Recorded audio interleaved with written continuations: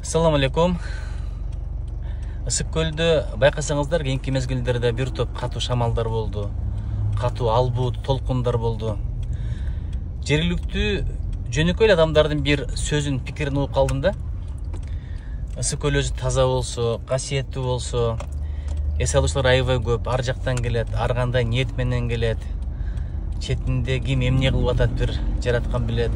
Ошону көл көтөрө албай атат окшойт, кабыл албай атат окшойт деген сыяктуу пикирлерди айтканын угуп, бир алдын абдан ыраазы болдум.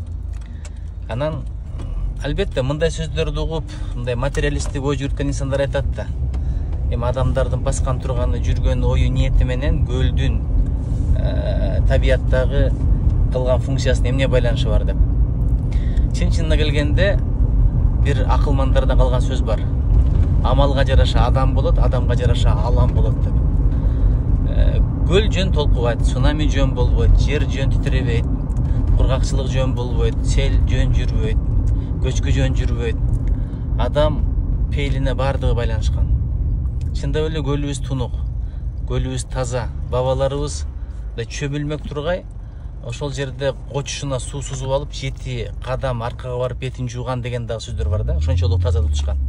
Эми азыр малды деле апарып салып атабыз, четинде кык. Өткөндө салып жүргөндө байкадым. Четине барып алып арак ичип аткандар бар, ыплас сөздөрдү сүйлөп аткандар бар. Эми күн түн кандай мамилелер болуп атат, кимдер барып атат, тазалык канчалык сакталууда, ыплас мамилелер жок деп эч ким кепилдик бере албайт.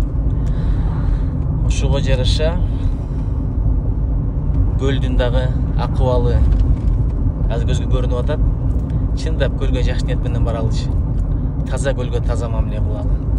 Ал жерде таза сөздөр болсун, таза алакалар болсун, адал тамак ичилсин. Анан көлгө көрүнгөн нерсени ыргытып, көлдүн ичинде көрүнгөндөй мамиле жасай бербей, бир чоң жоопкерчилик, руханий жоопкерчилик, ыйман, адеп жоопкерчилиги менен мамиле кылсак, ошондо биз аманаттын акысын берген болобуз.